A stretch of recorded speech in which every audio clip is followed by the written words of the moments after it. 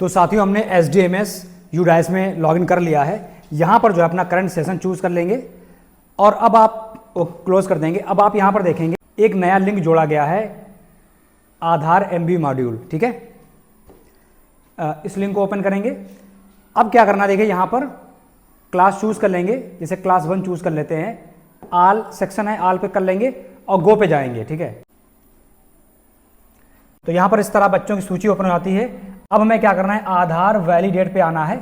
तो जिन बच्चों का आधार बन गया है, देखिए आधार इनका नहीं है यहाँ पर, ठीक है, तो लिखा है आधार नॉट अवेलेबल। नीचे आ जाएंगे, देखिए लिखा हुआ है, अब इस बच्चे को देखिए लिखा है MBU नॉट रिक्वायर्ड। ठीक है, एक बच्चे का और आ जाएंगे, देखिए लिखा हुआ है MBU पेंडिंग, एज 5 to 7, लिखा हुआ है MBU नॉट रिक्वायर्ड। तो MBU क्या है, पहले इसको समझ लेते हैं हम लोग। MBU क्या है, मैंडेटरी बायोमेट्रिक अपडेट। जब बच्चा 5 साल से कम का होता है, उसका आधार बन जाता है, तो जो बायोमेट्रिक डेटा होता है, मतलब उसमें फिंगरप्रिंट और आइरिस स्कैन नहीं होते हैं। ठीक है, तो जब वो बच्चा 5 साल का हो जाएगा तो हमें क्या करा, ये मैंडेटरी हो जाता है कि उसका फिंगरप्रिंट और आइरिस स्कैन जरूरी है। ठीक है, अगर 5 से 7 साल का जब बच्चा हो जाएगा और ये काम नहीं कराया जाता है, अगर बच्चा 5 साल का हो जाएगा और सबसे पहली बार बायोमेट्रिक लेना होता है, ठीक है, अगर नहीं लेता है तो उसका आधार इनएक्टिव कर दिया जाएगा। दूसरी बार जब बच्चा 15 साल का हो जाता है तो फिर से हमें जो है ये अपडेट कराना पड़ता है। ठीक है, हमारे केस में क्या है कि जैसे कि लिखा हुआ MBU नॉट रिक्वायर्ड, इसका मतलब इसमें लिखा हुआ है MBU नॉट रिक्वायर्ड, इसका मतलब ये है कि इस बच्चे का जो बायोमेट्रिक है वो अपडेट है। ठीक है, नीचे आ जाएंगे, अब लिखा हुआ है MBU पेंडिंग, यानी इस बच्चे को हमें बताना है कि उसे बायोमेट्रिक करवाना है। ठीक है, नीचे आ जाएंगे, अब इस बच्चे को देख लेते हैं, लिखा हुआ है MBU status NA not available.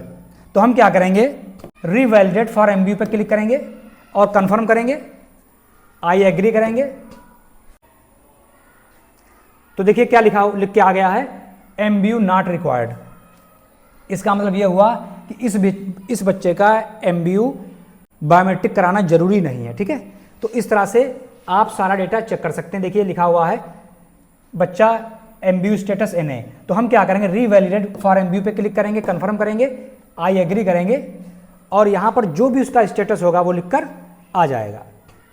देखिए क्या लिख के आया, MBU नॉट रिक्वायर्ड। ठीक है, तो इस तरह से सारे बच्चों को हम चेक कर लेंगे। ठीक है, तो ये काम करने के बाद हमें क्या करना है, नीचे आधार कैप्चर स्टेटस, इस पे आएंगे और अब आप यहां से देख सकते हैं, देखिए टोटल स्टूडेंट दिखेगा आपको, टोटल स्टूडेंट आधार प्रोवाइडेड दिखेगा, Aadhaar verification status of student yes 2054 का हो चुका है, नो नहीं।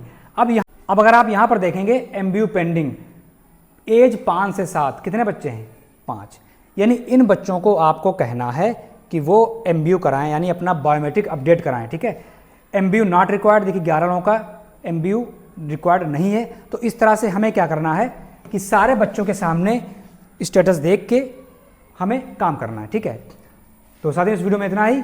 Thanks for watching.